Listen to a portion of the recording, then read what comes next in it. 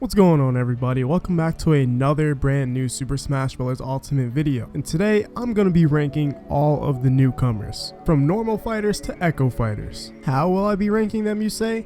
This will be a purely subjective list of characters that I find most hype or most interested in playing, that I think, are probably the coolest and have the coolest reveal, and I'll give specific details of why I put them in their spot. Before we hop into anything, I just want to mention I'm doing a giveaway for 3 copies of Ultimate, link in the description and comment section below. I'm not gonna waste any more time, but anyways, let's do this. So on the number 8 spot, I have Ridley taking the spot. Now, I have not really played enough Metroid to really get to understand or know the Ridley character, so when I saw the reveal trailer, I wasn't as hyped for Ridley. I knew so many people wanted Ridley in the game, such as figures in the community such as Etika asking for Ridley and making memes about Ridley and everything in the community just regarding the Ridley. I all knew about it already. I never really was against Ridley being in the game. In fact, all of the characters that have been revealed, I'm not against any of these characters being in the game. And Ridley's reveal trailer was really hype. It set the stage for the rest of the ones that are soon to come, and we will talk about those in a second. But literally, Mario and Mega Man died. This trailer was insane when we saw this, and Ridley's reveal itself was really cool. So that's why I put him at number 8, because I think I like the other ones a bit better. Next up, we have Inkling for the number 7 spot. Now, when Inkling was first revealed, she was revealed along with the actual game itself, and that made it all much more hype.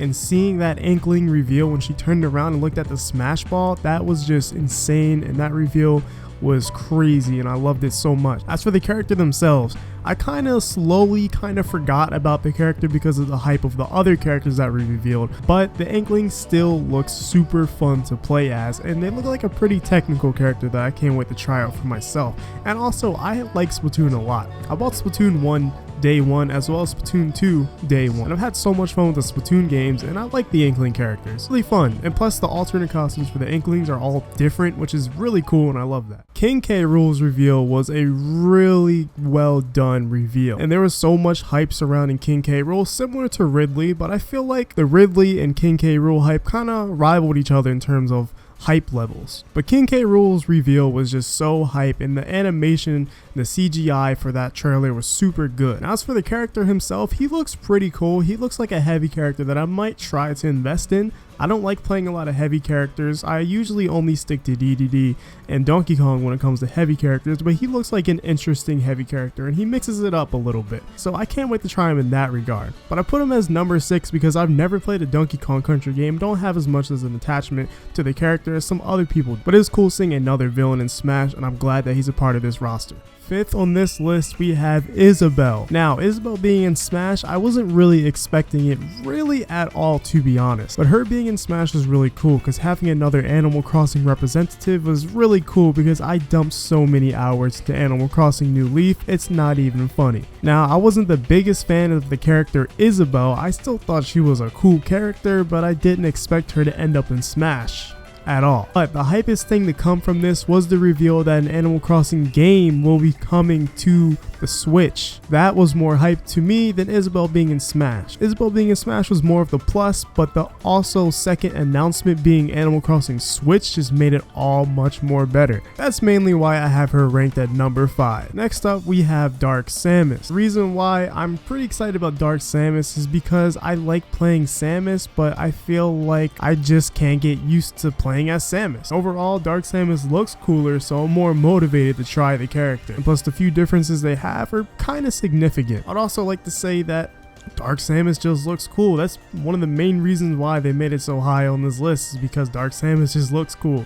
I really just don't know what else to say about Dark Samus besides Dark Samus looks cool. Next, we have Simon and Richter Belmont. I'm going to include them in one segment because they're still part of each other. They're both echo fighters of each other pretty much. I just want to include them together as one. So I've never played a Castlevania game whatsoever, but their character in Smash looks very interesting to me, and I really want to try them out. mostly because I'm excited for the actual gameplay of the character themselves, unlike most of these characters here we've talked about. See, these characters are high on the list not because I'm a Castlevania fan or because I thought the reveal trailer was super amazing, even though it was. That's not the main reason. The main reason why is because their actual gameplay interests me very much, and I really want to try them, especially Richter. I mostly want to try Richter because of his design, but I'm probably going to end up picking Simon because everybody wants to play Richter. So that's why they're super high on this list. For the final character, we have Daisy. No, I'm just kidding. It's actually Chrom. I forgot Daisy was actually in this game, so I guess that goes to show you where I think she is on this list. So Chrom in Super Smash Bros. Ultimate is probably my most wanted character that I want to play out of the newcomers, and I think he's the coolest character. I only say this because he takes a lot of elements from a lot of his other Fire Emblem counterparts, such as a similar up B to Ike's up B. He has all of Roy's pretty much abilities in neutral states, and you know, and Roy takes that from Marth, so it's kind of like he's taking it from everybody, even though it's still pretty much Roy. But also I say this because I secondary Roy in Smash 4 and I like playing him in Project M as well, so I just think he is a really cool replacement for Roy depending on how good he is, and if he is better than Roy in general, which I hope he is, because Roy has some issues as a character, but I still love playing Roy. But it'd be great to have an even better version of Roy, and that's why I'm super excited for Chrom. So I'm happy he's actually in the game, and I'm happy he got his chance to be in the game.